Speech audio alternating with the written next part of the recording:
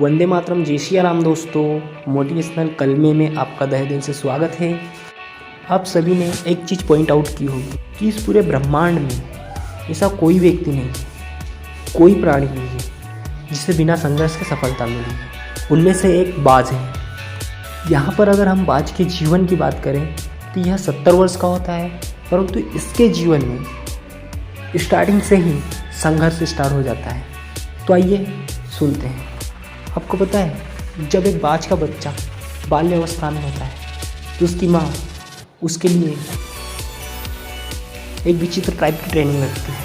आपने हमेशा देखा होगा, अगर दूसरे पंछियों की बात करें तो वो क्या करते हैं, अपने बच्चों को अपने घरों से उड़ना सिखाते हैं। बाज इन सभी से विपरीत चलता है। वो अपने बच्चों को चोंच में चिपक कर अपने पंजों तले दबाकर आसमान की ऊंचाइयों को छूता है और फिर उन ऊंचाइयों पे से उस शिशु को नीचे छोड़ता है। अगर बाज का बच्चा नीचे धरती पे आते आते अपने पंख को फैलाता है और उड़ने की कोशिश करता है तो बाज उसे उड़ने देता है।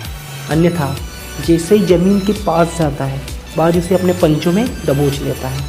यह प्रक्रिया 2 से 3 बार होती है। उसके बाद जब बाज का बच्चा कॉन्फिडेंस होकर उड़ने लगता है तो बाज उसे छोड़ देता है। ये बाज के बच्चे के लिए पहला टास्क होता है, पहला संघर्ष होता है, जिसमें वह सफल होता है और आसमान की बुलंदियों को छूता है। और जैसे कि मैंने आपको बताया था वीडियो में पहले कि एक बाज का जीवन 70 वर्ष का होता है, इसे भी वह 2 भागों में जीता है।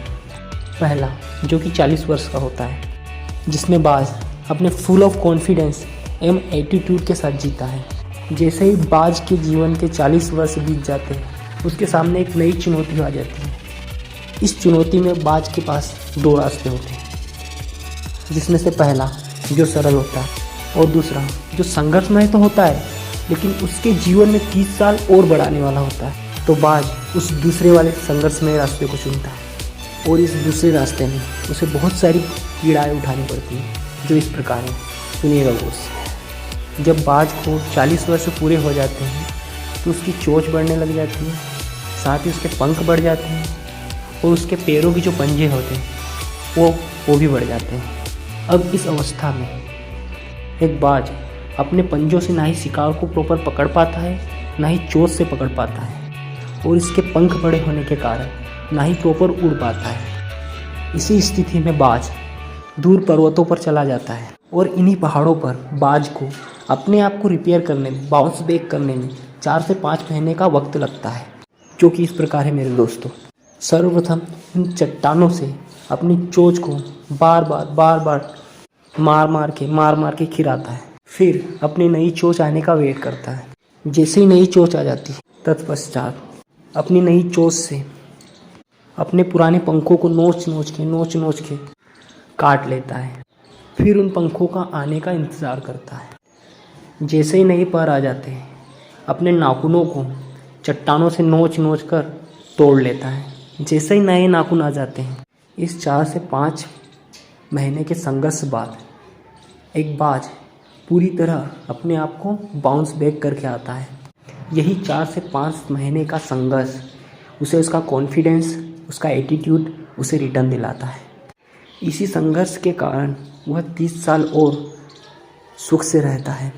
बाज के इस जीवन से दोस्तों हम लोगों को यह सीख मिलती है कि उस बाज के जीवन में शुरुआत से ही संघर्ष थे, परंतु उसने हार नहीं मानी।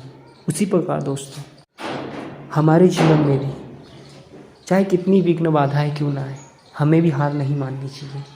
जब एक मासूम सा पक्षी होकर उसके जीवन में इतने संघर्ष हैं, तो ज़रा सोचो मेरे दोस्तों। और वो लड़ता है। जब वो लड़ सकता है तो हम क्यों नहीं। अगर मेरी इन बातों से आपको थोड़ी सी भी प्रेरणा मिलती है तो मुझे कमेंट करके ज़रूर बताइएगा। ठीक है दोस्तों, वंदे मातरम, जय हिंद।